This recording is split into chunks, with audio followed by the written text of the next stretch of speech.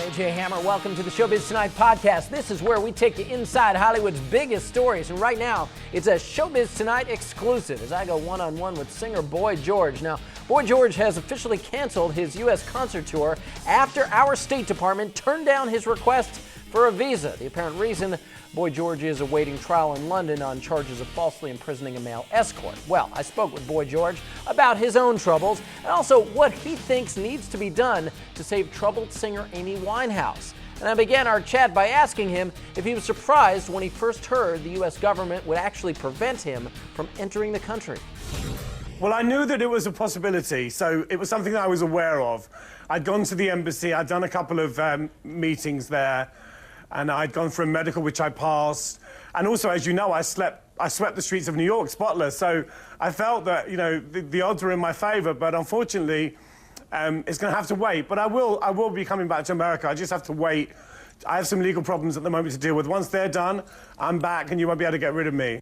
Okay, well, that's a good thing, perhaps, because, you know, New York has not been as clean since you left. I can definitely own up to that. But when you heard that they turned you down, I have to imagine you were pretty angry about that, even though you knew it was a possibility. I mean, this was a big deal coming back to the States to perform. I wouldn't say I was angry, because anger, just, what does that do? You know, I mean, I'm disappointed because of the band and the crew, and there are a lot of fans that spent thousands of pounds on airline tickets, and you know, they won't be refunded. So from that point of view, I do feel a little bit of a responsibility for all the people that work with me. Well, the reason that you were banned from entering the United States basically boils down to the fact that you were facing trial on these charges that you assaulted and falsely imprisoned a male escort, and you're set to go on trial for that in November, which are obviously pretty serious charges, George. So do you see the government side as to why they said, hey, you know, we don't want this guy coming here? Well, in England, we have a law that says you're innocent until proven guilty. And as I'm fighting the case and I'm pleading not guilty, and as it has nothing to do with America, really. And, you know, the thing is, you know, any problems that I had in America, I've addressed. You know, as I say, I had a very public, you know, community service, much more public than most people, you know, when they get to do that. I did it with great dignity and pride. I did it thoroughly. I was recommended by the sanitation department for my hard work. They also sent me a very supportive letter for my visa application. So, you know, the way I look at it, there's a lot of love for me in America. You know, there are some people that understand, you know, that you have problems and you get over them, and there's some people that don't. But I wouldn't say that I was a threat to national security. I think that, you know, I'm coming to spread love and joy, to do my music, and I think I should be allowed to do that. Well, George, I got to tell you, a lot of people are on your side, and I was thinking about it before I was sitting down to talk to you. You and I have known each other going back some 18 years, and you know what? I've never thought of you as a threat. Yeah, but let me tell you what we did here at Showbiz Tonight. We actually asked the Showbiz Tonight viewers online and on the air a question about you, and this is the question. Boy George banned from the U.S., do you believe he is a threat? Well, look at this. 85% said no, not a threat. Only 15% of you said, yeah, he's a threat, keep him away. Are you at all surprised, George, at how lopsided the vote was? I mean, clearly, as I said, a lot of people are just on your side in this.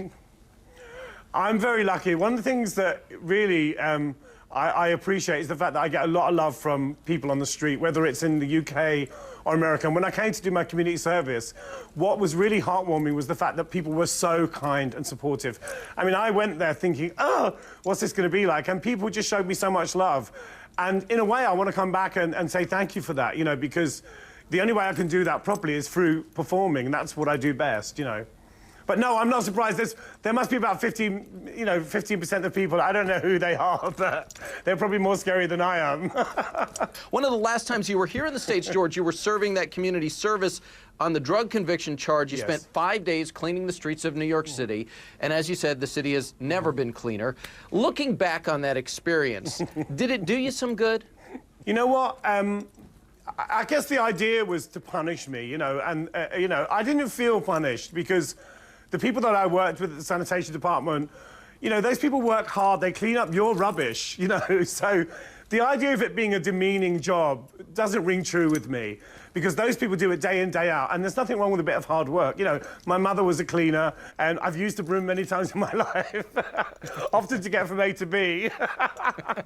But to me, you know, it was all about the fact that the people at the sanitation department were really, really nice to me. They respected me. As long as you did the work and, you know, you paid your dues, they were kind. And, you know, I'm going to be doing a gig for them when I come back. No, so for me it wasn't. I didn't think it was a punishment as such, you know.